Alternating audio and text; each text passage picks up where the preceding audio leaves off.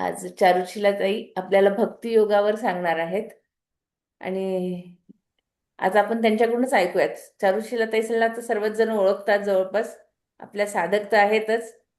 विशेष म्हणजे खूप सुंदर प्रवचन आणि कीर्तन दोन्हीही करतात ताई. आणि आजपर्यंत आपण 3 ते 4 त्यांचे जवळपास अरेंज केलेले आहेत आपल्या ग्रुपमध्ये. तुम्हाला जर हवे असतील तर तुम्ही मागचे पण बघू शकता. ते मी लिंक नंतर पाठवून देईन तुमच्या सर्वांसाठी. आता आपण ताईंकडूनच ऐकूयात भक्तियोग.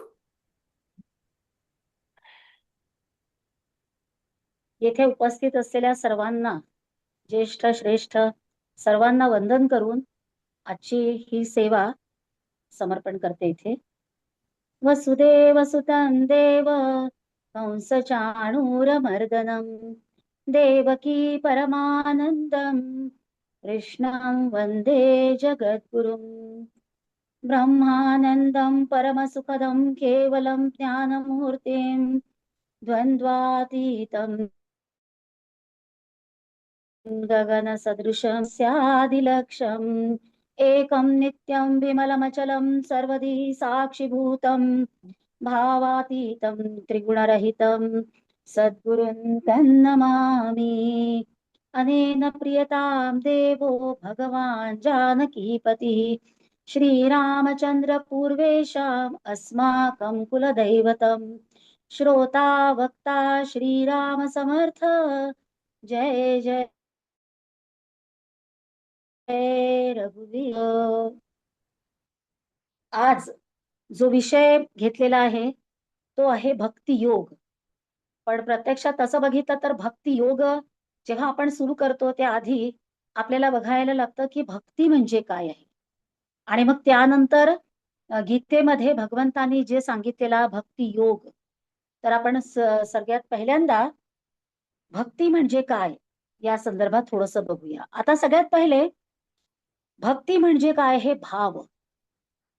कारण भावाशिवाय काहीच नाही. भाव हे दृश्य रूप आहे.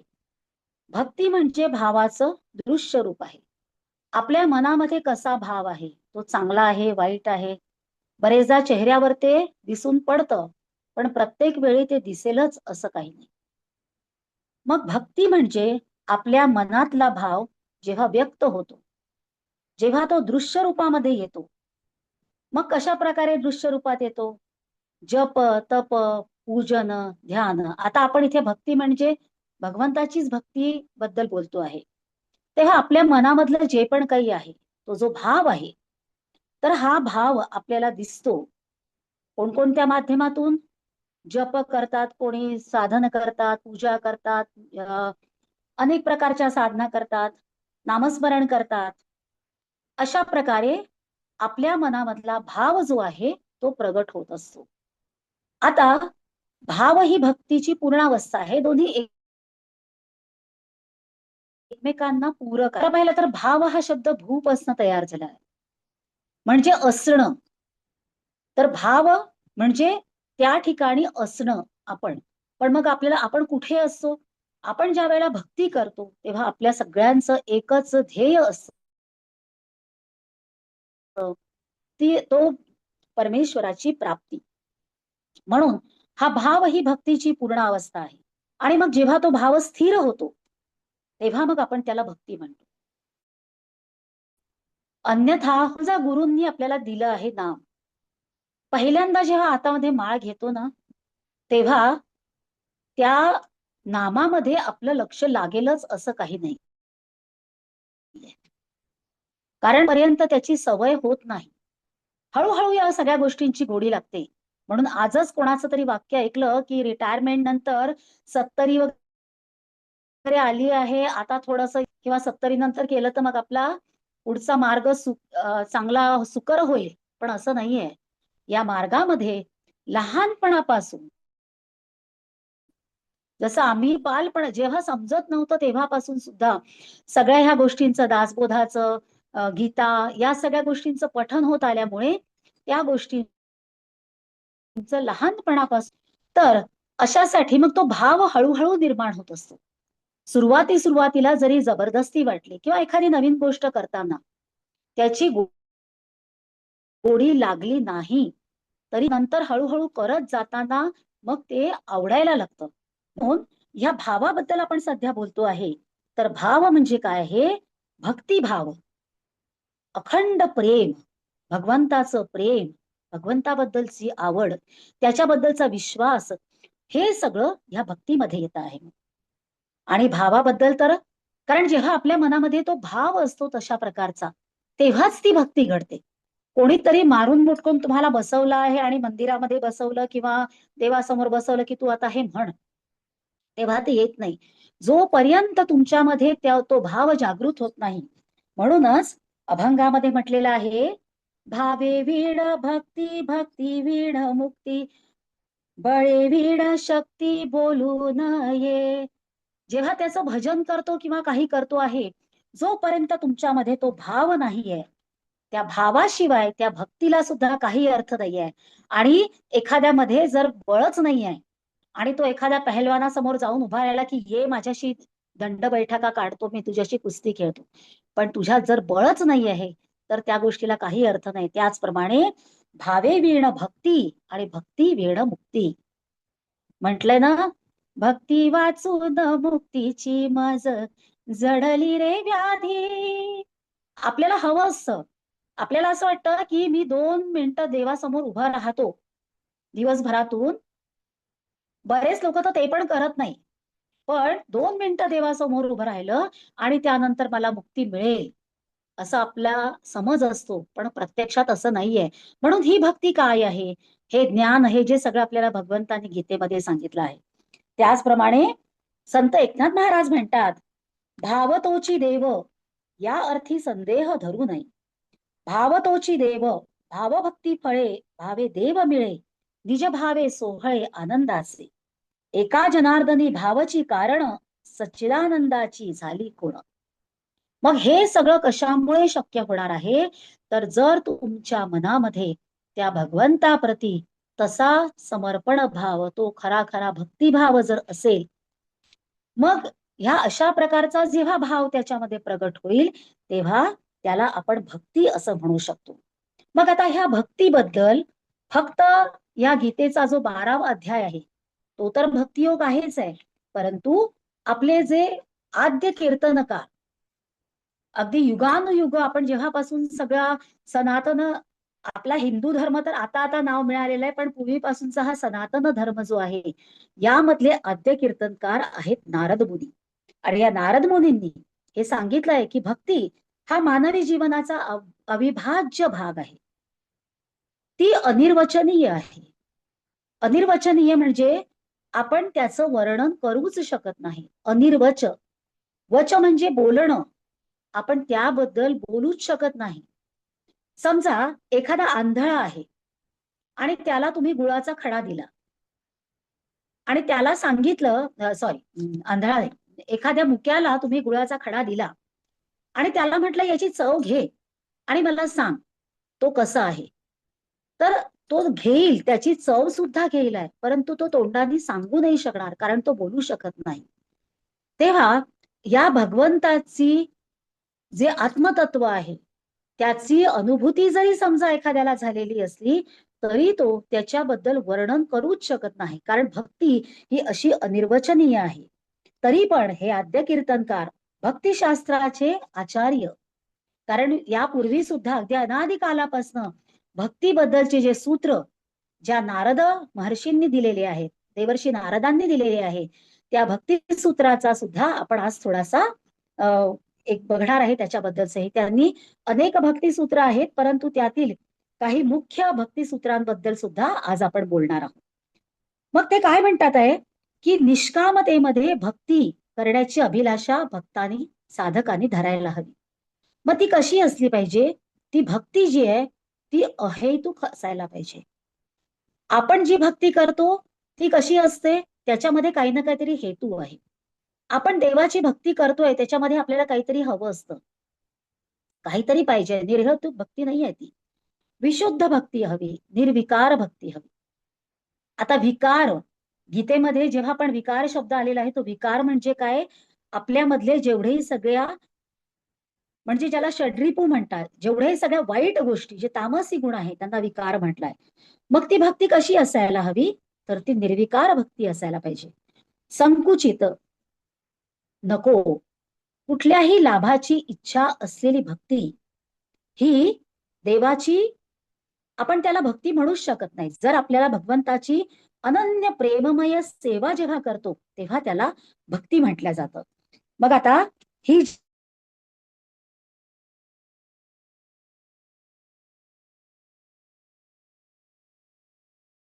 सतत बघा आपल्या डोळ्यासमोर असतं, सतत नारायण नारायण, हातामध्ये वीणा घेऊन भगवंतांच्या गुणलीलांचं गायन करत ते तिन्ही लोकांमध्ये भ्रमण करत असतात आणि या भक्तीच्या सामर्थ्याला ते वर्णन करतात. आता त्यांनी काय सांगितलं आहे, अनेक या भक्तिसूत्रांमधलं जे मुख्य भक्तिरूप सांगितलं आहे, सा त्वस्मिन प्रेम परम प्रेम स्वरूपा, हे भक्तीचं रूप सांगितलंय, सूत्र सांगितलंय. आता सूत्र म्हणजे काय, फॉर्म्युला.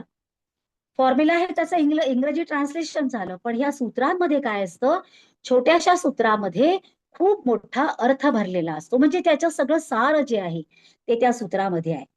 तर ही भक्ती कशी आहे, सा त्वस्मिन परम प्रेम स्वरूपा, म्हणजे ही भक्ती या परमेश्वराच्या ठिकाणी परम प्रेम स्वरूप आहे.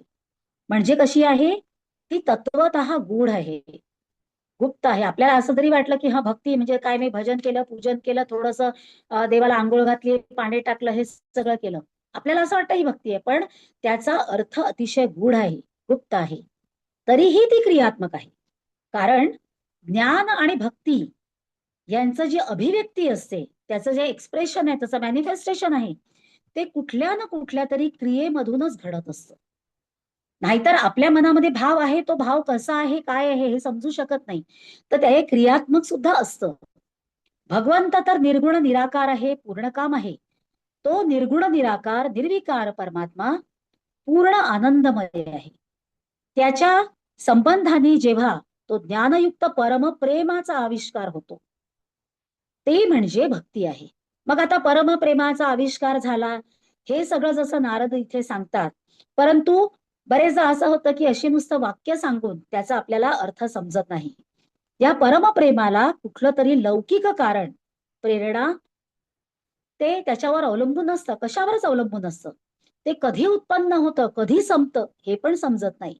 कारण की ह्या संसारामध्ये आपण राहतो, आपण प्रपंचात राहतो, आणि आपण या प्रपंचामध्ये मायेमध्ये इतकं अडकलेलं असतो की प्रत्यक्ष तो परमेश्वर समोर आला, कारण ही भक्ती, हे प्रेम कधी निर्माण होतं, कधी संपतं, हे आपल्याला समजतही नाही.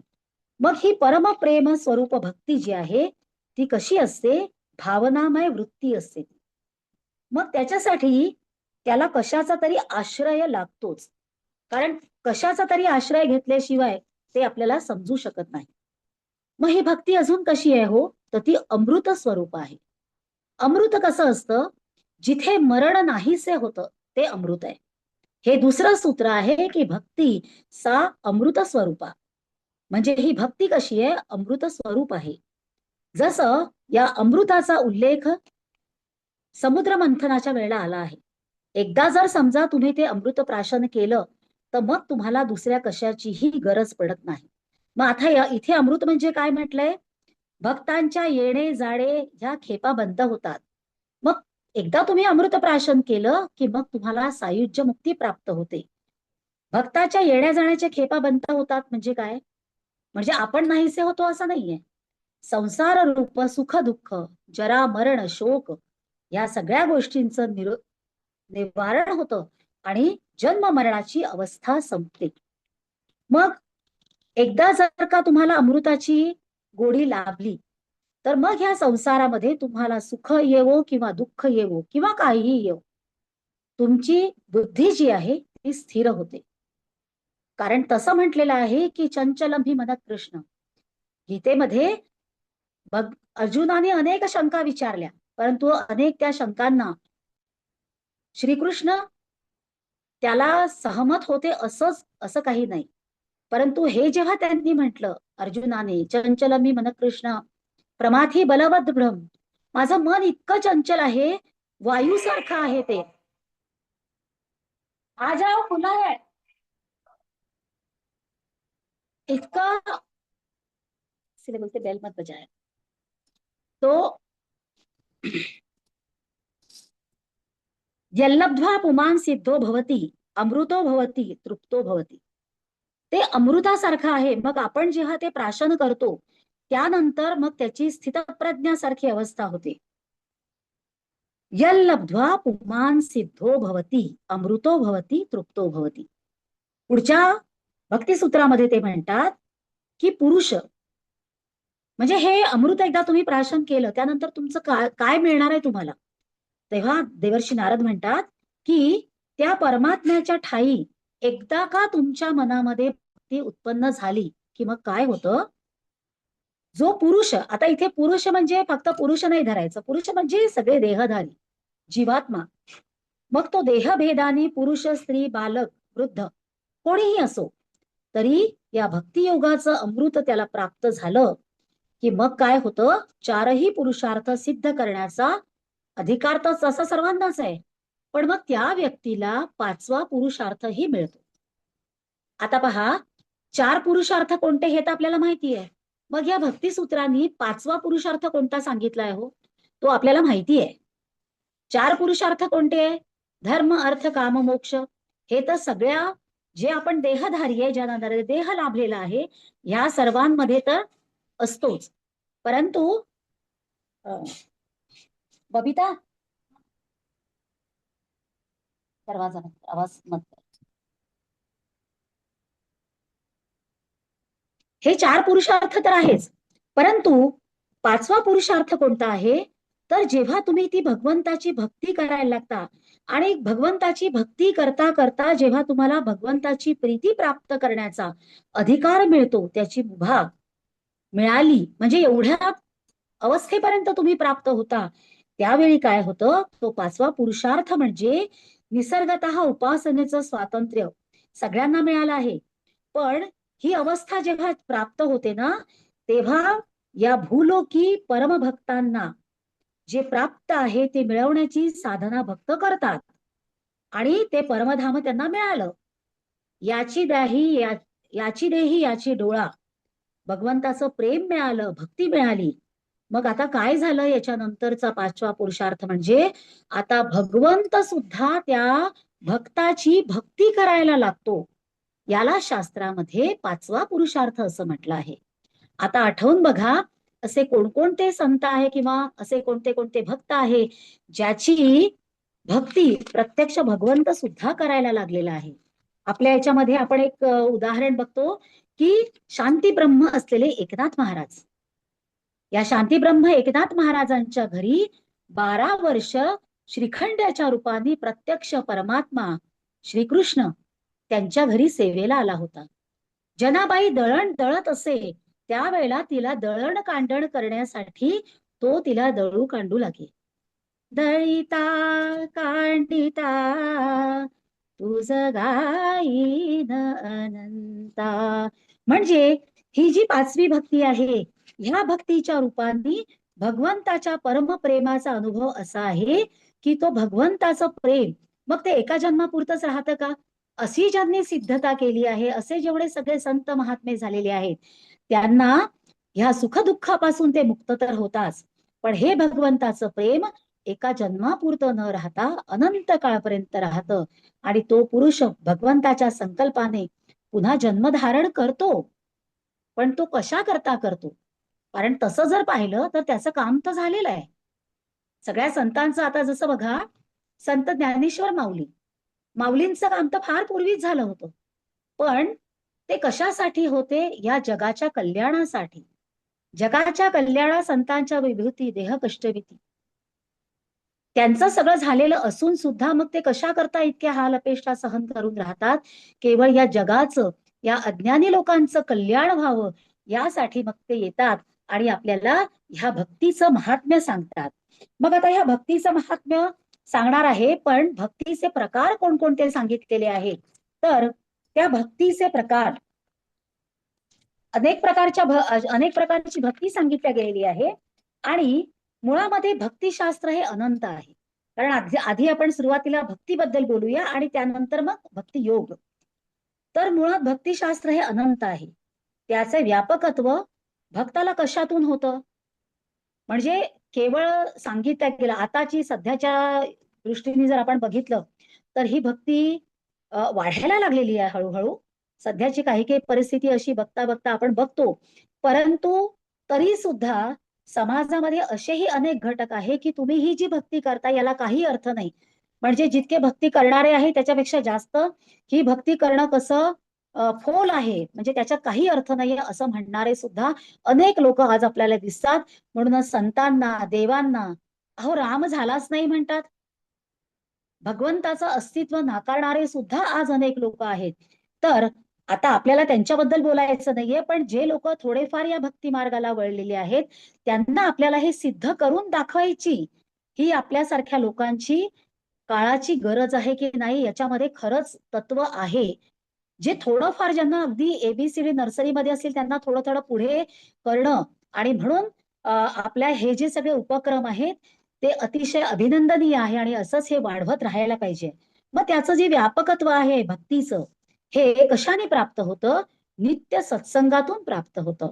मंदिरांमध्ये असे अनेक उपक्रम राबवायला हवे किंवा ज्या ज्या ठिकाणी आपण करतो समाजामध्ये सुद्धा. तर आपल्या धर्माला वाढवायचं आहे, कारण ते धर्म वाढवल्यामुळे सतत जर सत्संग घडला तर त्या सत्संगामुळे सगळ्यांची धारणा होणार आहे, आपल्या धर्माची धारणा होणार आहे. ईश्वर अनंत आहेच आहे. आपण त्याला भजलं किंवा नाही भजलं त्यामुळे त्याचं काहीच बिघडणार नाही आहे. बिघडणार आहे ते आपलं. म्हणून आपण ह्या धर्माला वाढवायचं काम नक्कीच केलं पाहिजे आणि म्हणून त्याचं ज्ञान एकदा व्हायला लागलं हळूहळू. मग ते एकदम होत नसतं. जसं मनी नसे तरी नसो, वाचे तरी असो. एखाद्याला समजा नाम दिलेलं आहे गुरूंनी, तर तो वरवर जेव्हा करतो तेव्हा त्याच्या मनामध्ये प्रेम नसतं. पण हळूहळू हळू जसं तो ते साधन वाढवायला लागतो. आपल्याला माहितीये नामयोगी ब्रह्मचैतन्य गोंदावलेकर महाराजांनी काय केलं जन्मभर? त्यांनी या सगळ्या जगाला नामाला लावलं, की अहो तुम्ही नाम घेत राहा, सतत नाम घेत राहा आणि नाम घेता घेता एक दिवस अशी अवस्था येईल की मग तुम्हाला तो परमात्मा तो आवडायला लागेल. आणि हेच सगळे भक्तीचे प्रकार यामध्ये सांगितलेले आहे. व्यापक निर्गुण निराकार ईश्वरी तत्वाला आपले सगळे ऋषी मुनी, वेद, उपनिषद, पुराण आणि संत सज्जन ह्या सगळ्यांनी काय केलं? सामान्य जनांपर्यंत नेऊन पोहोचवलं. त्याला सगुण साकार केलं. कारण आपली तेवढी ऐपत नाहीये, आपली तेवढी पात्रता योग्यता नाही आहे की त्या निर्गुण निराकार परमात्म्याचं आपण भजन करू, कारण आपण सामान्य लोक आहे. अगदी जे तिथपर्यंत पोहोचलेले लोक असतील त्यांची गोष्ट वेगळी.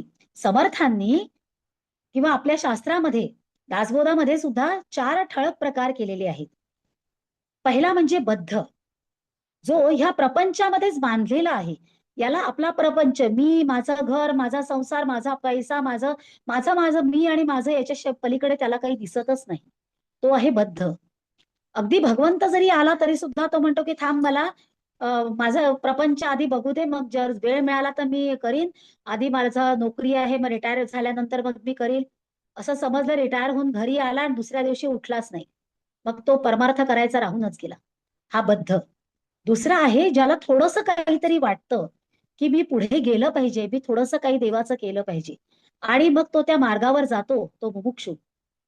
प्रत्यक्ष साधन करायला लागल्यावर तो साधक आणि जेव्हा त्या परमात्मा प्राप्ती त्याला होते, ईश्वराचं दर्शन त्याला घडतं, मग तो सिद्ध असतो. पण तो सिद्ध असल्यानंतरही तो आपलं साधन सोडतो का हो? कारण हे सगळं जेव्हा जपजाप ही सगळी भक्ती करत असतो, हे त्याचं साधन आहे. पण प्राप्ती काय आहे? परमेश्वर मिळणं ही त्याची प्राप्ती आहे. तर एकदा परमात्म्याची प्राप्ती झाल्यानंतर मग ते सगळं साधन सोडतात का? आपण सगळ्या साधू संत महात्म्यांना पाहिलंय, जरी प्राप्ती झाली तरीही ते सोडत नाही. उलट ते लोकांना सुद्धा त्या भक्तीला लावतात. तेव्हा अशा ह्या मूर्तीचं रूप देऊन, निर्गुण निराकार मूर्तीचं रूप त्यांनी सगुण साकार केलं, जेणेकरून आपल्यासारख्या अज्ञ लोकांना त्या भगवंताची भक्ती करण्यासाठी सोपं होईल. आता व्याकरणाप्रमाणे भक्तीचे 3 प्रकार आहेत. आपल्या शास्त्रामध्ये 3 किंवा 4 प्रकार त्यांनी केलेले आहेत. एक आहे भजनम भक्ती. भजनम भक्ती म्हणजे भज सेवायाम. भज सेवायाम याचा अर्थ समर्थ सांगतात दासबोधात, ईश्वराची भक्ती कर. आता ही ईश्वराची भक्ती कर, भजन कर म्हणजे काय आहे? भजन म्हणजे रस घेणे. रस घेणे म्हणजे रसास्वादन कर, तू भगवंताचा महिमा जाण. भगवंताच्या नामामध्ये मध्ये तू रस घे, म्हणजे तू त्याचा महिमा जाण. महिमा कसा जाण? आता लहान बालकांना म्हटलं की बस देवाला आपण सांगतो की त्याला हात जोड, स्तोत्र शिकवतो काही, पण मग त्याला त्याच्यामध्ये रस केव्हा वाटायला लागतो? जेव्हा आपण त्याला ते छोट्या छोट्या गोष्टी सांगतो. हा छोटासा कृष्ण आहे, मग त्या कृष्णाच्या हातात काय आहे? त्या कृष्णाच्या हातामध्ये लोणी आहे, किंवा अग्रवाल किंवा काही लोक ते लड्डू गोपाल म्हणतात. मग तो काय करतोय? कृष्ण कुठे पळतोय? तो लड्डू गोपाल आहे, तो लाडू घेऊन पळतो आहे. मग आपण त्याचं गुणवर्णन करतो, मग छोट्या छोट्या गोष्टी सांगतो, रामाच्या गोष्टी सांगतो. असं करून आपण काय करतो? हळूहळू त्या भगवंताच्या लीलांचं वर्णन करतो, त्याचा महिमा गातो, त्याचं भजन करतो आणि त्याचे गुण शोधतो, त्याचे रूप पाहतो. संतांच्या संगतीमध्ये पुराण, कीर्तन, श्रवण हे सगळं श्रवण करतो, सतत आपण ऐकतो आणि मग आपण सांगतो. ऐकल्याशिवाय सांगू शकत नाही. तेव्हा ह्या सगळ्या गोष्टी करून आपण भगवंताच्या स्मृतीला वारंवार आळवतो, म्हणजे आपण त्याचं भजन करतो. दुसरा अर्थ जो आहे याचा, तो आहे भागोभक्ती. भजन याचा शब्द भागोभक्ती म्हणजे काय? हे भाग किंवा अंश. भाग किंवा अंश म्हणजे काय? तू भक्ती कर म्हणजे तू त्याचा अंश हो. मग आता आपण असा विचार करतो की तू त्याचा अंश हो, मग प्रत्येक मनुष्य, प्रत्येक देहधारी त्याच्यामध्ये तर भगवंताचा अंश आहेच. आपण सगळे ईश्वराचेच अंश आहेत. मग आपण अंश असताना परत त्याचा अंश हो असं का म्हटलेलं आहे? आपण त्याचा अंश आहोत, पण आपल्यावर इतकं अविद्येचं आवरण चढलेली आहे. असंच एकदा एका कीर्तनकारांना एका माणसाला की म्हणे या जगामध्ये, या पृथ्वीवरती जितकी शरीरे तितकी भगवंताची घरे. मग असं जर आहे तर जगामध्ये दुर्जन आहे, सज्जन आहे, आणि दुर्जन जास्त आहे. मग असं का बरं? मग ते इतके सगळे गुन्हे करतात. अतिशय आता तर आपण समाजात बघतो की काय काय सगळ्या चालू आहे. मग हे जर त्याच्यामध्ये जर भगवंत आहे, मग ते दिसत का नाही? मग तो असं का करतो? तेव्हा त्यांनी सांगितलं, अंश जरी असला तरी गीतेमध्ये सांगितल्याप्रमाणे आपण कर्म करण्यासाठी भगवंतांनी आपल्याला हे दिलेलं आहे की तुम्ही मुक्त, कर्म करण्यासाठी तुम्ही मुक्त आहात. मग कर्म हे कसं करायचं हे आपल्यावर असतं. आणि त्या अविद्येचे इतके आवरण त्याच्यावर चढलेले असतात की चांगलं काय, वाईट काय, सारासार विचार, विवेक, ह्या गोष्टी तो पूर्णपणे विसरून जातो. मग ह्या अविद्येच्या आवरणामुळे तो ते विसरला आहे. आणि मग काय म्हणतो तो? मी माझा आहे, मी माझ्या नातलगांचा आहे, मी माझ्या पैशाचा आहे, मी माझ्या प्रपंचाचा आहे. मग हे सगळं विसरून जेव्हा तो काय म्हणायला लागतो की ईश्वर वेगळा आणि मी वेगळा आहे. मग तू भक्ती अशी कर, तू देवाचा अंश असा हो की देवापासून मी वेगळा आहे असं तुला वाटणार नाही. आणि मग मी जगाचा नाहीये, मी भगवंताचा आहे हे समजणं म्हणजे भक्ती करणं. अशा प्रकाराने तू भजन कर. मग तिसरा अर्थ सांगितला भंजन. आता भंजन म्हणजे आपल्याला वाटते भजन आणि भंजन याच्यामध्ये काय, म्हणजे भक्तीचा कुठला प्रकार आहे हा? तर भंजन म्हणजे ओढणं, नाश करणं, पराभव करणं. मग आता इथे कोणाचा नाश करायचा आहे? ईश्वराची तू इतकी भक्ती कर, अशा प्रकारे भक्ती कर की तुझ्या आनंदाच्या आड येणाऱ्या, आता आनंदाच्या आड काय काय येत आहे? अविद्यासना, आपले षडविकार, जेवढेही काही तामसी गुण आहे, जेवढे वाईट गुण आहे, त्या सगळ्या वाईट गुणांचं भंजन कर भगवंताच्या शक्तीने. कारण हे सगळं करण्यासाठी तुला भगवंत सहाय्य करणार आहे. आणि मग हे सगळं करून भक्ती आणि शक्ती येऊन असतात. जसजसं तुम्ही भक्ती करत जाल, जसजशी तुम्ही भक्ती वाढवत जाल, तशी तुमची भक्ती सुद्धा वाढत जाईल. कारण विद्या आणि अविद्या या दोन्हीही शक्ती जगात असतात. पण या दोन्ही जेव्हा जगामध्ये असतात, आपण जेव्हा भगवंताला शरण जातो, मग त्यावेळेला पटकन वश येत. आपल्याला गुरुचरित्रामध्ये अशी अनेक उदाहरणं माहिती आहेत की अगदी अज्ञ बालक होती, अगदी अज्ञ होती की काही, म्हणजे त्यांच्या आई वडिलांनी असं विचार केला की आता याचं काहीच होणं शक्य, परंतु जशी सद्गुरूची प्राप्ती झाली, त्याची भक्ती झाली, त्यानंतर भगवंताची भक्ती झाल्यानंतर, सद्गुरूची प्राप्ती झाल्यानंतर मग त्याला विद्या आणि अशा प्रकारच्या या भगवंताच्या भक्तीमध्ये त्याच्या चरणी आपला अहम आपण देणं, म्हणजे आपण सगळे वाईट गुण सोडून देणं, या भक्तीला भंजन भक्ती असं म्हटलेलं. आणि चौथा अर्थ आहे भज सेवायाम. सेव म्हणजे आश्रय घेणे, स्वीकारणं. तू देवाची, ईश्वराची भक्ती स्वीकार कर, भक्ती कर. भगवंताला आपला स्वामी आणि त्याचा आश्रय घे आणि त्याच्यावर तू आपला सगळा भार टाकून दे. हे काय मी काही केलं आहे असा विचारच करू नको. तू कर्म कर. गीतेमध्ये सुद्धा सांगितलेलं आहे की कर्म कर, पण कर्माच्या फलाची इच्छा करू नको. कर्मण्येवाधिकार असते मा फलेषु कदाचन. कर्म करत राहा आणि जे पण काही सगळं आहे ते रामाचं आहे, ते देवाचं आहे.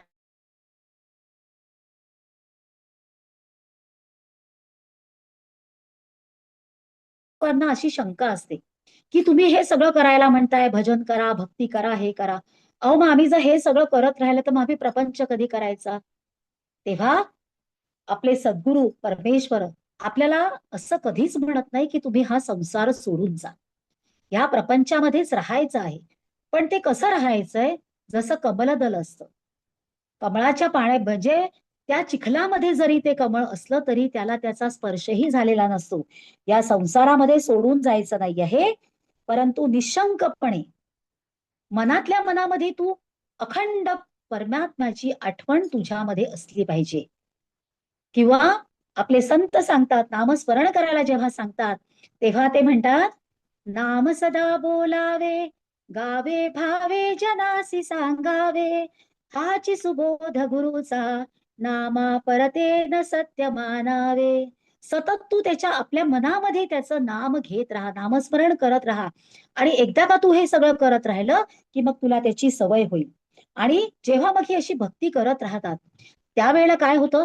बरं, काही भक्त तर आपल्याला असेही माहिती आहे की ते आपली जागा सोडूनही गेले नाही, ते कधी मंदिरात पण गेले नाही.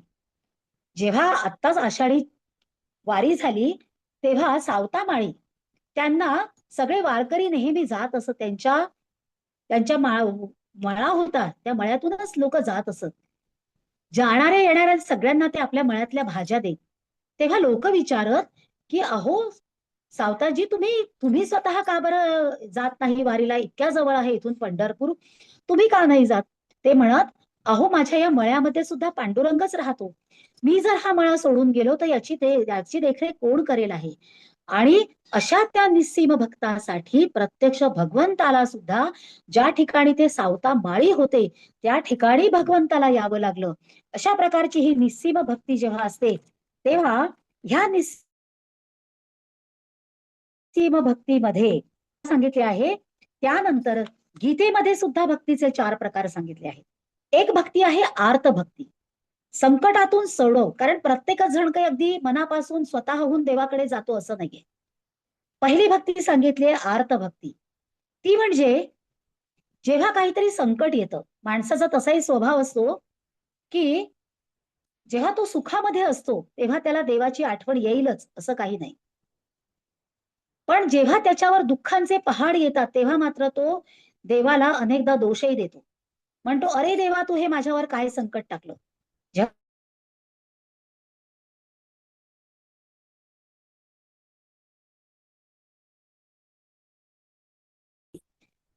काहीतरी संकट आल्यानंतर संकटातून सोडव म्हणून आपत्तीमध्ये अडकलेला जेव्हा देवाची अगदी आर्त विनवणी करतो मग, कारण संकट आलंय आता त्याच्याच्यानी ते सहन होत नाहीये, तेव्हा तो विनवणी करतो. जसा द्रौपदी वस्त्रहरणाच्या वेळी द्रौपदीने त्याचा धावा केला, पण तेव्हाही भगवंतानी तिला म्हटलं होतं की तू सगळ्यात पहिल्यांदा जेव्हा तुझ्यावर संकट आलं, तू कोणाचा धावा केला? पहिले आपल्या पतींना बोलावलं, त्यानंतर त्या तिने विनवलं. पण असं लक्षात आलं की कोणीच माझ्या मदतीला धावत नाही. त्यावेळी तिने श्रीकृष्णाचा धावा केला आणि भगवंत तर आपल्या भक्तासाठी, त्याला संकटातून सोडवण्यासाठी जेव्हा आर्त धावा केल्या जातो तेव्हा भगवंत त्याला सोडवण्यासाठी धावत जातो आणि त्यांनी द्रौपदीला त्या वस्त्रहरणापासून वाचवलं होतं. गजेंद्र मोक्षाची पण कथा आपल्या सगळ्यांना माहिती आहे. तर त्या मगरीच्या तावडीतून सोडवण्यासाठी गजेंद्रांनी केलेल्या आर्त आळवणीला साथ देऊन भगवंतांनी त्याची सुद्धा सुटका केलेली आहे. म्हणजे ह्या भक्तीच्या प्रकारामध्ये जेव्हा भगवंताची आर्त विनवणी केल्या जाते, भक्त संकटात सापडला असतो तेव्हा तो करतो, त्याला आर्त भक्ती असं म्हटलेलं आहे. दुसरा प्रकार आहे अर्थार्थी. काही विशिष्ट हेतू ठेवून ज्या वेळेला भक्त बनलेले जे लोक असतात, म्हणजे तसे ते भक्त नाही होत. कसे होतात? जसं आपल्यासारखे लोक, आपण आमच्या कीर्तनाच्या याच्यामध्ये काही काही लोक नेहमी म्हणतात की आपण आहे ना सगळे लोक लबाड भक्त आहोत. लबाड कशा अर्थाने? जेव्हा आपल्याला काही हवं असतं तेव्हा आपण तिथे जाऊ, मग पूजा करू, अर्चना करू, सगळं हे करू. पण जेव्हा आपण आनंदात आहे तेव्हा आपल्याला त्याची आठवण येणार नाही. म्हणून कुंती काय म्हणते? भगवंतांनी जेव्हा तिला विचारलं, कुंती माते तुला काय देऊ? ती म्हणते, देवा मला दुःख दे. कारण मी जेव्हा दुःखात असते ना तेव्हा मला सतत तुझी आठवण असते. सुखामध्ये मी देवाला विसरून जाते. तेव्हा आपल्यासारखे लबाड भक्त काय करतात? प्रार्थना करतात, भजन करतो, नामस्मरण करतो, सगळं काही करतो. पण ते कशासाठी करतो? आपल्याला काहीतरी हवं असतं. आपल्याला संपत्ती हवी आहे, कीर्ती हवी आहे, आनंद, समृद्धी, विजय, काहीतरी आपल्याला हवंय किंवा आपलं स्वतःचं हित हवंय. बरं, असंही काही नाहीये की फक्त आपलंच हित आहे. कोणी असेही असतील की समाजाचं हित हवंय. समाजाच्या हितासाठी अनेक असे समाज सुधारक असतात, ते त्यांच्या समाजासाठी काम करत असतात. पण म्हणून आपण देवाची भक्ती करत असतो, त्याच्यामध्ये वाईट काही नाहीये. जेव्हा आता आम्ही आमच्या इथे काही चळवळी चालू आहेत की सामुदायिक प्रार्थनेमध्ये खूप बळ आहे. आता हे भक्तीच्या याच्यातलाच भाग आहे, म्हणून सांगते की ह्या चळवळी आता उभ्या कराव्या लागल्या.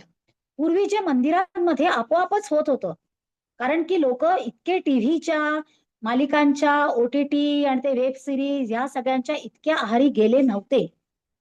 अहो त्या मालिका तर इतक्या वाईट आहेत की म्हणजे आता जस्ट एकदा दोनदा असंच कधी नजर पडली तर लक्षात येतं की घरामध्ये जावेचा खून करायला ती तिच्या मागे येते सुराबिरा घेऊन.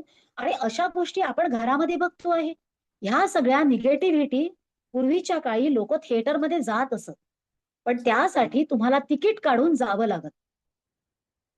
लहानपणची गोष्ट मला आठवते, थोडासा विषयांतर झालं, काही हरकत नाही, की संत तुकाराम, संपूर्ण रामायण किंवा संत तुकाराम, संत ज्ञानेश्वर अशा प्रकारची पिक्चर्स, जय संतोषी मा, अशा प्रकारचे चित्रपट दाखवायचे, दुसरं काही दाखवायचं नाही, कारण त्यांनी मुलांच्या मनावर वाईट परिणाम होतो. आणि म्हणून फक्त अशीच सिनेमे बघायला आम्हाला घेऊन जात असत पूर्वीच्या काळी. बहुतेक सगळ्यांचा असाच अनुभव असेल आहे. पण जेव्हापासून हा टीव्ही घरामध्ये आला आहे, बरं पूर्वी तरी चांगल्या चांगल्या काही गोष्टी दाखवायच्या. रामायणाच्या वेळेला अगदी उदबत्ती धूप घेऊन सगळे लोक तिथे बसलेले असायचे. पण आता ज्या पद्धती काही चालू आहे, घरातल्या नात्यांमध्ये किती जास्तीत जास्त द्वेष उत्पन्न करता येईल. म्हणून कळकळीची विनंती आहे की अशा प्रकारच्या ज्या संतांच्या पण खूप आहेत, म्हणजे त्याच्यातही चांगलं काही आहे, तर आपण काय घ्यायचं हे आपल्यावर असतं. तेव्हा आता हा जो चळवळी कुठल्या चालू केल्या आहेत, तर दर शनिवारी हनुमान चालिसा म्हटली पाहिजे, रामरक्षेचे, आणि ते पठण जेव्हा आपण सामुदायिकरित्या करतो तेव्हा त्याचा इफेक्ट जास्त असतो. जसं इतर धर्मांमध्ये पहा, रविवारी बरोबर चर्चमध्ये प्रार्थना झालीच पाहिजे, शुक्रवारी तिथे जाऊन केलं पाहिजे, कारण सामुदायिक प्रार्थनेमध्ये एक बळ असतं. आणि म्हणून अशा चळवळी सुद्धा आजकाल आपल्या समाजातले जे सजग लोक आहेत ते आपल्या हिंदू धर्मासाठी करायला लागलेले आहेत. तर ती चांगली गोष्ट आहे.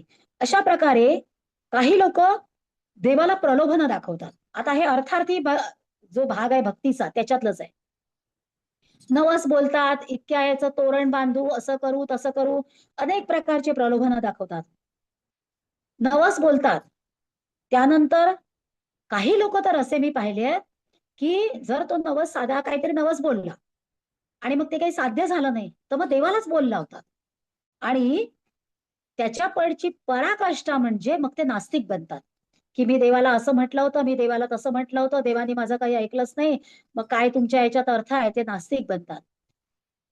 एक चारोळी ऐकलेली आहे, लोक देवळात जाऊन सुद्धा दुकानात गेल्यासारखं वागतात. लोक देवळात जाऊन सुद्धा दुकानात गेल्यासारखं वागतात आणि 4 आठाणे टाकून काहीतरी मागतात. असे आपण लोक आहे की आपण देवळात जातो, काहीतरी मला दे हे मागायसाठी जातो. ह्या प्रकारची जी भक्ती आहे ती अर्थार्थी भक्ती आहे. त्यानंतरची आहे ज्ञानी भक्ती. आता ही ज्ञानी भक्ती जी आहे, ह्या ज्ञानी लोकांना अगोदरच ज्ञान प्राप्त झालेलं असतं. यामध्ये आपले सर्व संत महात्मे जे आहेत ते येतात. ते ज्ञानी असतात पूर्वीपासूनच.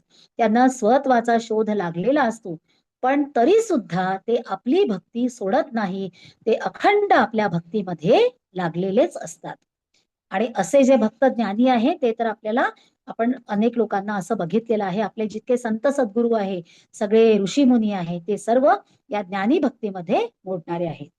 त्यानंतरचा एक प्रकार आहे जिज्ञासू भक्त. जिज्ञासू भक्ती मध्ये हा भक्त जो आहे तो ज्ञानाच्या शोधार्थ निघालेला असतो. त्याला तो ज्ञान शोधायला निघालेला आहे.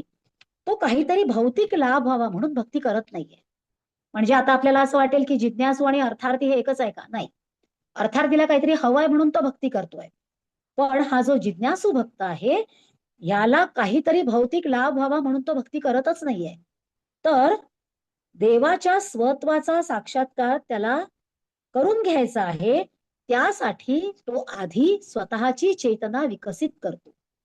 आधी स्वतःचा शोध घेतो आणि त्यानंतर मग तो परमेश्वराला प्राप्त करायला लागतो. अशा प्रकारची हे जे भक्तीचे प्रकार आहेत, हे गीतेमध्ये सांगितलेले आहेत.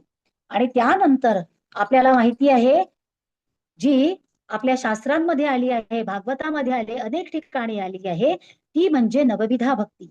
पण या आपल्या गीतेच्या जे प्रवचन सत्र चातुर्मासानिमित्त होणार आहे त्याच्यात नवविधा भक्ती असल्यामुळे त्याबद्दल फक्त थोडासाच आपण उल्लेख करूया की नवविधा भक्ती सांगितलेली आहे, जी सर्वसामान्यांसाठी, म्हणजे अगदी कठीण तप किंवा यज्ञ याग, कठीण साधन, योग मार्ग, ह्या सगळ्या गोष्टी ज्यांना करू शकत नाही, जेवढी त्यांची पात्रता नाही, त्यांच्यासाठी आपल्या भागवत शास्त्रामध्ये सांगितलेलं आहे, श्रवणम कीर्तनम विष्णू स्मरणम पादसेवनम अर्चनम वंदनम दास्यम सख्यम आत्मनिवेदनम, ही अशा प्रकारची नवविधा भक्ती पण सांगितलेली आहे. नवविधामध्ये ह्या 9ही प्रकारच्या भक्ती, पहिली आहे श्रवण भक्ती. श्रवण भक्ती म्हणजे प्रत्येक वेळी, आता समजा एखादा आजारी माणूस आहे, आजारी व्यक्ती आहे, ती स्वतः काहीच करू शकत नाही, तेव्हा ती स्वतः जरी काही करू शकत नसली तरी सुद्धा ती ऐकू तर शकते. तर ऐकावं, त्याचं सार घ्यावं. मग काय ऐकावं? भगवंताची कीर्ती ऐकावी. सगळं काही ऐकावं. जितकी आपले शास्त्र पुराण आहेत, भगवंताच्या कथा आहेत, वेगवेगळ्या प्रकारचे ग्रंथ आहेत, प्रस्थानत्रयी आहेत, वेद, उपनिषद, पुराण, जेवढं काही सगळं आहे ते सगळं ऐकावं. त्याच्यातलं सार घ्यावं आणि असार त्यागावं. रामकृष्णांच्या लीला, भगवंताच्या लीला ऐकाव्या, सगुण चरित्राचं श्रवण करावं, निर्गुण रूपाचं ज्ञान करून घ्यावं. ह्या सगळ्या गोष्टी कशाने साध्य होतील आहेत? त्या श्रवणाने. कारण प्रत्येक वेळेला आपल्याला ते सगळं समजेलच असं काही नाही. मग जिथे कुठे काही कथा होत असेल, कीर्तन होत असेल, श्रवण कीर्तन पारायण काही होत असेल, तिथे जाऊन बसावं. समोरची बोलणारी व्यक्ती कोण आहे, काय आहे, याचा अंदाज घ्यायला नको. बरेचदा काय होतं, आमचा कीर्तनात सुद्धा हा अनुभव असतो की समोर जर थोडे ज्ञानी व्यक्ती असतील तर त्या समोरच्या माणसाला जज करतात की बघूया आता हिला काय येतं. काही गरज नाहीये. जर समजा ती ज्ञानी असेल तर समोरची व्यक्ती सांगते आहे ते बरोबर आहे की नाही ते ऐकून घ्यावं. कारण जितकं तुम्ही जास्तीत जास्त श्रवण कराल तेवढ्या तुमच्या भक्तीमध्ये वाढ झालेली असते. दुसरी आहे कीर्तन भक्ती. आता कीर्तन म्हणजे जसं आम्ही करतो तेव्हा नाही, कीर्तन म्हणजे कीर्तीचं गायन. भगवंताला कीर्तन फार आवडतं, कारण कीर्तीचं गायन आपण करत असतो. नारद मुनी तर सतत कीर्तन करत असतात. म्हणजे भगवंतानी ज्या ज्या लीला केलेल्या आहेत, सगळ्या प्रकारच्या भगवंताचे गुण, त्याचे त्यांनी जे जे केलेलं आहे तो निर्गुण निराकार कसा आहे त्याच्याबद्दलचं सतत वर्णन म्हणजे कीर्तन. त्यानंतर नामस्मरण. कलियुगामध्ये, कारण सत्ययुग, त्रेतायुग, द्वापरयुग या सगळ्यांमध्ये, सत्ययुगामध्ये अतिशय कठीण अशा प्रकारची भक्ती होती. त्यानंतर त्रेतायुगामध्ये यज्ञ याग होत. पण आता मात्र सगळे यज्ञ याग जर करायला जरी गेलं तेवढी पवित्रता नाहीये, त्याला लाखो रुपयांचा खर्च येतो. त्यामुळे आता सध्या हे करणं शक्य नाहीये. द्वापर युगामध्ये अर्चना होत असं, परिचर्या होत असे, द्वापरे परिचर्यायाम कलौत्रत हरिकीर्तनम. पण कलियुगामध्ये इतके सगळे कठीण साधन करणं शक्य नाहीये. आणि म्हणून या युगामध्ये काय शक्य आहे तर नामस्मरण. म्हणून नामस्मरण करावं. आता नामस्मरणे काय काय होणार आहे? नामे पाषाण तरले असंख्यात भक्त उद्धरिले, महापापी तेची झाले परम पवित्र. उफराट्या नामासाठी वाल्मिक तरला उठा उठी. अशा प्रकारे नामस्मरणाचा महिमा आपल्या सगळ्या संतांनी सांगितलेला आहे. नंतर पादसेवनम, आपल्याला भगवंताचं या परमात्म्याचं स्वरूप वर्णन करून सांगणारा, त्या मार्गाप्रत नेणारे जो कोणी आहे ते आपले सद्गुरू आहे. काही वेळा तर असं होतं की प्रत्यक्ष परमेश्वर जरी येऊन आपल्या समोर उभा राहिला तरी हा तो परमेश्वरच आहे हे जाणवून देण्यासाठी सुद्धा सद्गुरूची गरज लागते. समर्थांच्या चरित्रामध्ये अशी एक कथा आहे. एका एका गुराख्याला गुराख्यानी म्हटलं की इतके सगळे महाराज तुमच्याकडे येतात, तर मला पण तुम्ही सांगा काय करता, मला समजत नाही, पण तुम्ही मला पण ते काय जे करता भक्ती ते सांगा. आणि काय असतं, बरेचदा ज्ञानी लोक तरी खूप तर्कट काढतात. म्हणजे अगदी एखाद्या शब्दाचा किंवा एखाद्या गोष्टीचा किस काढतात. पण अज्ञानी लोक असतात ना, ते खूप भोळे बाबडे असतात. त्यांना जे सांगितलं त्याच्यावर पूर्ण श्रद्धा ठेवतात आणि त्याप्रमाणे त्यांनी ते साधन केलं. आणि त्याच्या समोर रात्रीच्या वेळेला प्रत्यक्ष प्रभू रामचंद्र प्रगट झाले. पण रामचंद्र प्रगट झाले, आता हा गुराखी ते मानायलाच तयार नाही. ते उभे राहिले आणि सांगितलं, अरे गुराख्या, तू आतापर्यंत मला बोलवत होता, माझं नामस्मरण करत होता, मी तुझ्या समोर प्रगट झालो आहे. पण तो म्हणे माहित नाही कोणी एखादा बहुरूपी तर नाहीये तू. तडक तिथून धावत गेला, म्हणाला थांबा तू. जसं पुंडलिकानी विठोबाला उभं राय ठेवलंय ना, युगी 28 विठे उभा, 28 युगांपासून तो उभा आहे. तसंच त्यांनी सुद्धा त्या प्रभू रामचंद्रांना म्हणाले की थांबा तुम्ही इथेच, मला नाही माहिती बहुरूपी तर कोणी आला नाहीये रामाचं रूप घेऊन. आजकाल असतात ना असे अनेक लोक. तेव्हा तो गेला आणि समर्थांना बोलावून आणलं. समर्थ जेव्हा आले त्यांनी प्रत्यक्ष बघितलं, कारण समर्थ तर ओळखत होते. समर्थांना परमात्म्याने दर्शन दिलं होतं प्रभू रामचंद्रांनी. ते आले आणि त्यांनी साक्षात लोटांगण घातलं. अरे गुराख्या, हे तू काय करतो आहेस? हे प्रत्यक्ष इथे प्रभू रामचंद्र तुझ्या समोर उभे आहे आणि तू त्यांना ओळखलं नाही. याचा अर्थ काय आहे की परमात्मा जरी आला प्रत्यक्ष तरी त्याची ओळखण करून देणारा कोण असते, ते असतात आपले सद्गुरू. त्या सद्गुरूचं पादसेवन म्हणजे त्यांच्या चरणावर शरण जाणं, ही आहे पादसेवन भक्ती. त्यानंतरच्या वेगवेगळ्या पूजा करणं ही अर्चना भक्ती. मग ती पूजा कशीही असू दे. अगदी रोज तुम्ही देवाला हात जोडता, पंचोपचारी पूजन असो. आता घरातल्या प्रत्येकाने जर म्हटलं की मी देवाची पूजा करीन, तर ते काही शक्य नाहीये. एक जण कोणी करू शकतो. मग ती पंचोपचारी पूजा असो, षोडशोपचार पूजा असो, मानसोपचार असो, अगदी डोळे मिटून आपल्या समोर देवाचं ध्यान करायचं आणि असं आपण कल्पना करायची की मी देवाला सगळं काही वाहतो आहे.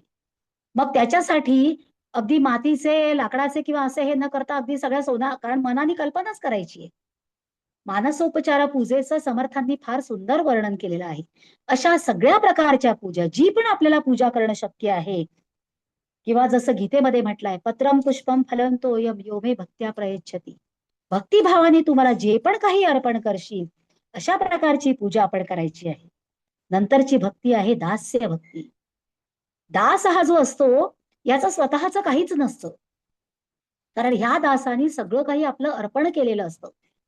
तो आपला मालक आहे आणि मी त्याचा दास आहे. जो म्हणजे मला स्वतःची बुद्धीच नाहीये काही, तो मी सगळं भगवंताच्या जसं सांगतो आहे त्याप्रमाणे मी हे करतोय, कारण मी त्याचाच आहे. मी भगवंताचा आहे, मी त्याचा दासच आहे. अखंड जशा प्रकारची भक्ती हनुमंताने केली आहे, अखंड मी तुझा दास आहे, अशा प्रकारची भक्ती म्हणजे दास्य भक्ती. त्यानंतरची सख्य भक्ती आहे, मी तुझा सखा आहे. जसं अर्जुनाला त्यांनी आपलं सखा मानलं. सुदामेची सुद्धा कथा आपल्याला माहिती आहे. अशा प्रकारची ही सख्य भक्ती त्यांनी केलेली आहे. आणि सगळ्यात शेवटची आणि अतिशय महत्वाची असलेली आहे आत्मनिवेदन भक्ती.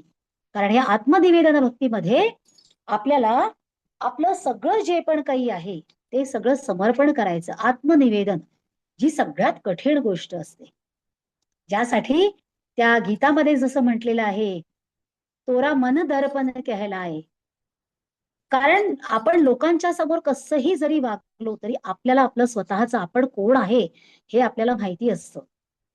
म्हणजे जसं बाहेरून जरी कोणी काही केलं असलं म्हणजे आपण लोकांसमोर वेगळं वागतो, प्रत्यक्षात आपण काय आहे हे आपल्याला समजत नसतं. म्हणजे लोकांना माहिती नाही आपण प्रत्यक्षात काय आहे, पण आपल्याला स्वतःला माहिती असतं. पण हे सगळं जेव्हा आपण त्या परमेश्वराला अर्पण करतो, त्याच्यासमोर निवेदन करतो, ही आहे आत्मनिवेदन भक्ती. आता ह्या सगळ्या प्रकारच्या भक्तींचं जर एकमेव जर उदाहरण प्रत्येक भक्तीचं, ते म्हणजे आहेत हनुमंत. हनुमंतांनी या सगळ्या प्रकारची भक्ती केलेली आहे. असे हे भक्तीचे अनेक प्रकार जरी असले तरी मग आता ह्या 12व्या अध्यायामध्ये भगवद्गीतेच्या त्यामध्ये असं म्हटलेलं आहे की तू कोणती भक्ती कर. तर ह्यामध्ये हा जो भक्ती योग आपण विचार केलेला आहे, तर योग म्हणजे काय आहे या गीतेमधला हा जो भक्ती योग तो म्हणजे युंज, जोडणे. तर भक्ती योग जेव्हा आपण विचार करतो त्यावेळेला आत्मनिष्ठ होऊन सहजरीतीने परमात्म्याशी मन जोडायचं आहे. म्हणजे ही भक्ती कुठल्याही प्रकाराने, जितके सगळे आपण आता प्रकार पाहिले, जी भक्ती आपल्याला शक्य आहे तशा प्रकारची भक्ती करून सहजरीतीने परमात्म्याशी मन जोडायचं आहे किंवा त्याच्याशी संपर्क साधायचा आहे आणि आंतरिक सुखामध्ये स्थित होणं म्हणजेच योग. भगवंतावर पूर्ण श्रद्धा ठेवणाऱ्या साधक भक्तांचा उद्देश, त्यांचा उद्देश काय असतो हो, तर परमात्म्याची प्राप्ती, भगवंताची प्राप्ती, आपल्याला भगवंत भेटणं, तिथपर्यंत जाणं हेच आपलं साध्य आहे. मग हे प्राप्त करून घेण्यासाठी जो साधक आहे तो काय करतो, परमार्थिक दृष्ट्या तो काम करतो, म्हणजे पूजा जप ध्यान हे सगळं करतो. त्यानंतर व्यावहारिक जे आपले सगळे व्यवहार आहे ते पण तो करतो. शारीरिक असतील, आपली आजीविका आहे, त्याच्यासाठी पण आपल्याला काम करावं लागतं. कारण हा जो आपला आचार विचार हे सगळं आपण करतो, प्रपंच आणि परमार्थ दोन्ही करून चालायचंय. आपल्याला याच्यातलं काही सोडायचं नाहीये. सकाळी उठल्यानंतर गृहिणी जर असेल तर तिला सकाळी स्वयंपाक सगळ्या गोष्टी करायच्या आहेत. प्रपंचामध्ये उलट गृहस्थाश्रम हा जास्त कठीण मानला गेलेला आहे. तेव्हा ह्या प्रपंचामध्ये राहून आपल्याला हे सगळं जे करायचं आहे, तेव्हा समाजातले व्यवहार करायचे आहेत. पण असं असून सुद्धा आपल्याला नित्य भगवंताशी संबंध जोडून ठेवायचा आहे.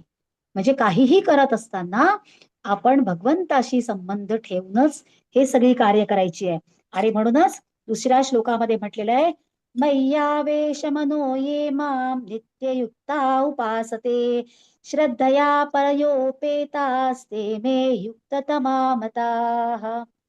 माझ्यामध्ये मनाला स्थिर करून नित्य निरंतर माझ्यातच मग्न झालेले जे भक्त परमश्रद्धेने माझी सगुण पूजा करतात ते माझ्या मते श्रेष्ठ योगी आहेत. आपलं मन तिथे ओढ घेतं, तिथे हे प्रेम असतं आणि ज्याच्याविषयी आपलं प्रेम असतं ना तिथेच आपलं सतत मन चिंतन करत असतं. म्हणजे आपलं सगळ्यात प्रेम ज्याच्यावर आहे जास्त, समजा घरातल्यांवर, आपल्या मुलाबाळांवर, तर ज्याच्यावर प्रेम असतं त्याच आपण चिंतन करत असतो. मग या ठिकाणी कोणावर प्रेम करायचं आहे, असं प्रेम आपल्याला करायचं आहे, असा जो भक्त असतो, मग हा भक्त कसा आहे, श्रद्धेनी. म्हणून जो सगुण पूजा करणारा जो भक्त आहे, ज्ञानी आहे भक्त, अनेक प्रकारचे भक्त जरी असले तरी सुद्धा भगवंताला सगळ्यात जास्त प्रिय असलेला जो कोणी आहे तर तो म्हणजे हा भक्त. या ठिकाणी पर्युपासते हा शब्द आलेला आहे. तर पर्युपासते म्हणजे परितः उपासते. पतिव्रता स्त्री ज्याप्रमाणे पतीच्या सेवेमध्ये सगळ्या प्रकारांनी तन मन धन अर्पण करते, ती घरातल्या सगळ्यांची सेवा करते, कुटुंबाची करते, सासू सासऱ्याची करते, मग कोणी आले गेले म्हणजे सासरचे सगळ्यांचं ती करते. पण तरी सुद्धा ती हे सगळं कोणासाठी करत असते, तिच्या मनामध्ये सर्वदा चिंतन कोणाचं असतं, तिची उपासना तिच्या मनामध्ये पतीची, म्हणजे त्याच्या करता ती त्या सगळ्या लोकांचं करत असते. त्याचप्रमाणे साधक भक्त सुद्धा भगवंतामध्ये तल्लीन होऊन जातात, जप जाप्य नामस्मरण चिंतन सगळं करतात आणि संसारिक प्राण्यांना सुद्धा भगवंताचे आहे असे मानूनच ते त्यांची सेवा करतात आणि सदा सर्वदा ते भगवंताच्या सेवेमध्ये राहतात. आता अशा प्रकारची ही जेव्हा सेवा करतात, म्हणून हा जो भक्त अशा प्रकारची भक्ती करत असतो, तेव्हा ही भगवती गती प्राप्त न झालेल्या जीवाला, आता अनेक प्रकारच्या भक्तांबद्दल आता आपण बोललो आहे, अनेक प्रकारची भक्ती आहे त्याबद्दल सुद्धा बोललेलो आहे. मग ह्या भक्ती योगामध्ये भगवंतानी काय सांगितलेलं आहे अर्जुनाला, की तू या सगळ्या प्रकारची भक्ती कर, म्हणजे जी तुला शक्य असेल. कारण अनेक कठीण व्रत करणारे लोक आहेत. सगळ्या प्रकारची जरी भक्ती करणारे असले तरी मला जो सगळ्यात प्रिय आहे, मी सगळ्यात ज्याच्यावर प्रेम करतो, तो भक्त कसा असतो, तो अगदी साधा, म्हणजे जी ज्ञानयोगही सांगितलेला आहे, कर्मयोग सांगितलेला आणि भक्तियोग सांगितलाय, पण त्यामधला सगळ्यात श्रेष्ठ कोणता सांगितलेला आहे, तर तो भक्तियोग आहे. पण मग आता अर्जुन असं म्हणतो की ह्या सगळ्यामध्ये माझं मन जे आहे ते अतिशय चंचल आहे, माझ्या मनाला आवरणं हे खूप कठीण आहे. आणि मग आता मी कशा प्रकारची भक्ती करू, कारण माझं मन माझ्या ताब्यातच नाहीये, त्याला आवरणं अतिशय कठीण आहे.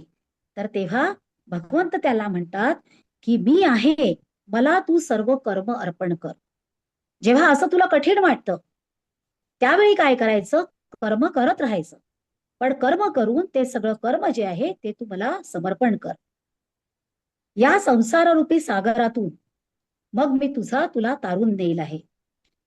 भक्तीने माझं चिंतन कर, पण ते चिंतन कसं करायचं आहे, भक्तीने कर. माझ्या ठिकाणी मन लागत नसेल ना, तर तू अभ्यास कर. आणि अभ्यास करून सुद्धा मग हे अभ्यास करून काय करायचं, जे मन लागत नाहीये त्याला वारंवार त्या ठिकाणी खेचून आणायचं आहे.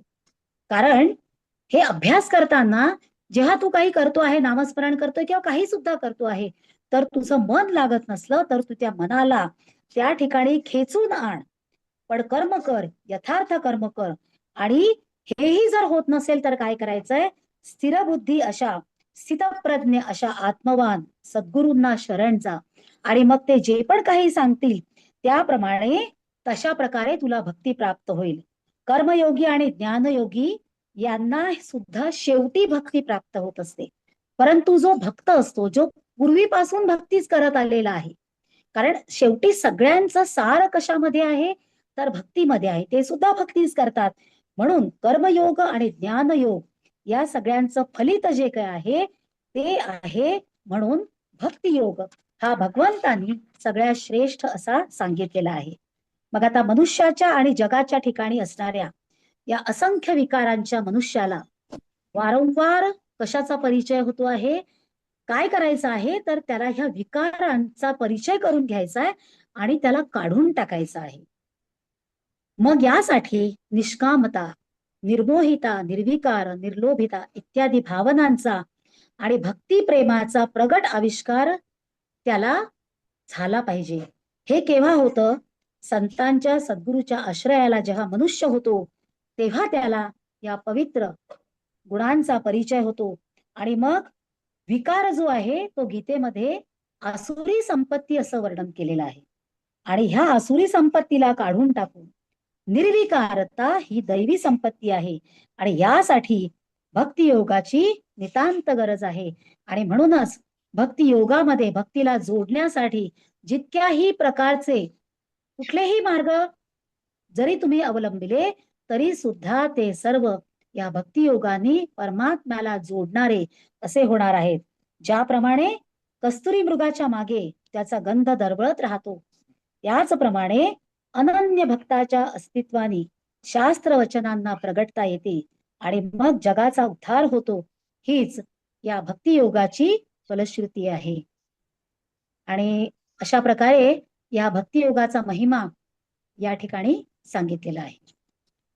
वसुदेव सुतं देवं कंस चाणूरमर्दनं देवकी परमानंदं कृष्णं वंदे जगद्गुरुम्. खूप छान ताई, नेहमीप्रमाणे अगदी सुंदरच. भक्ती योगाचा महिमा खूप सुंदर सांगितला आणि त्यानंतर गीतेमधले सुंदर उदाहरणं पण छान दिली आहेत.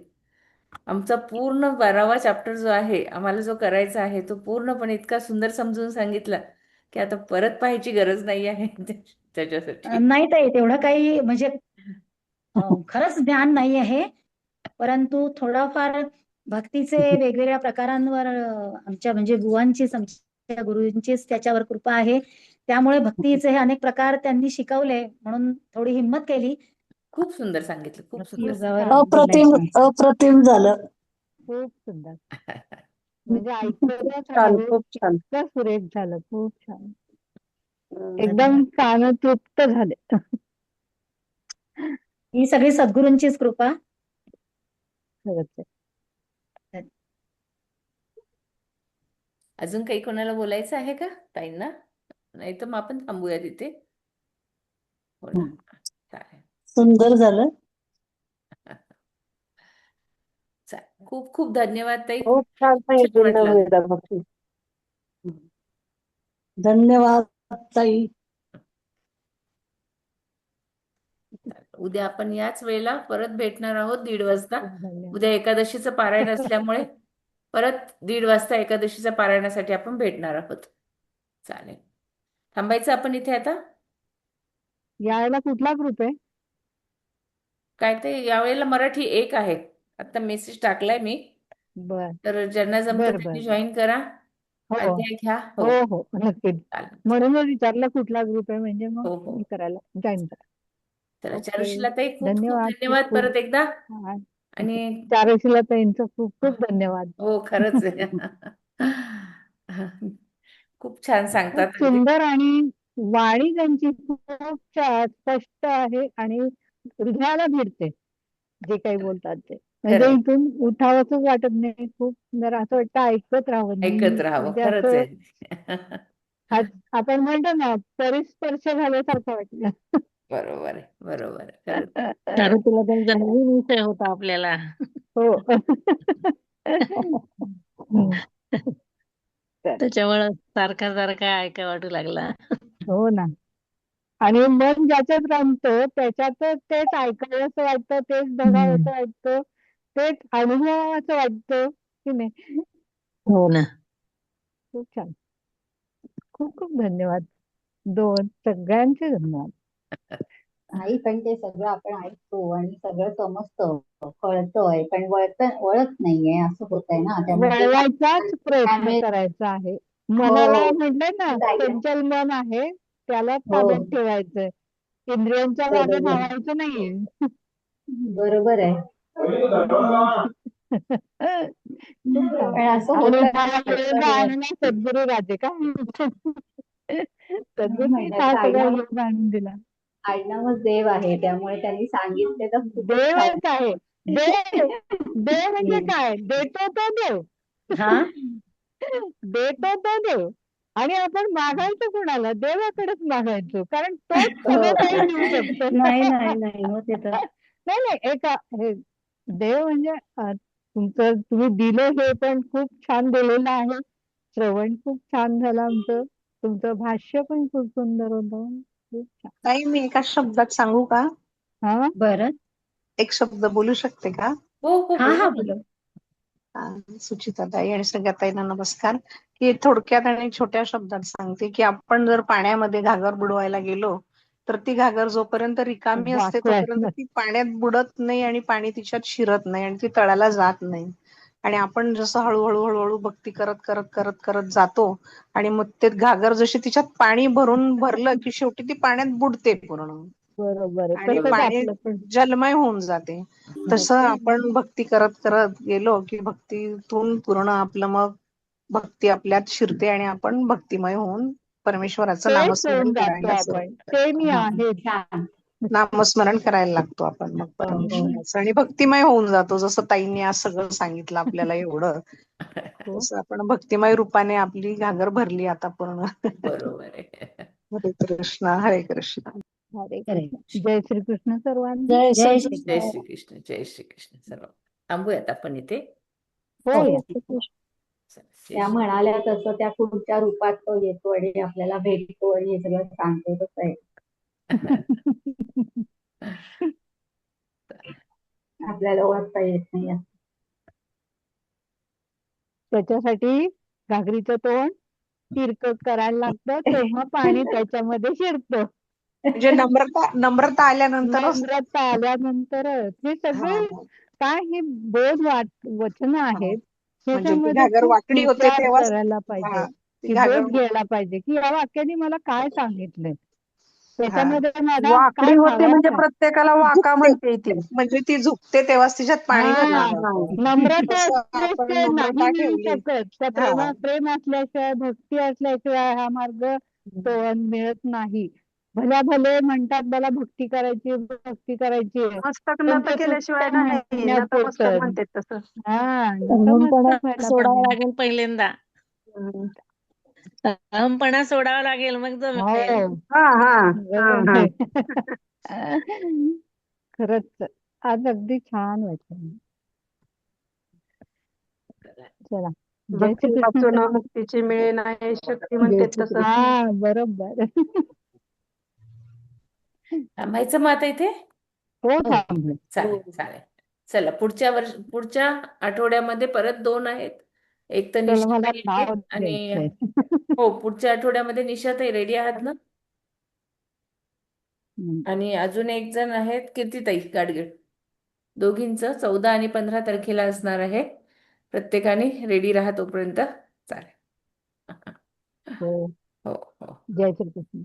जय श्री कृष्ण. जय श्री कृष्ण. जय श्री कृष्ण. श्रीकृष्ण.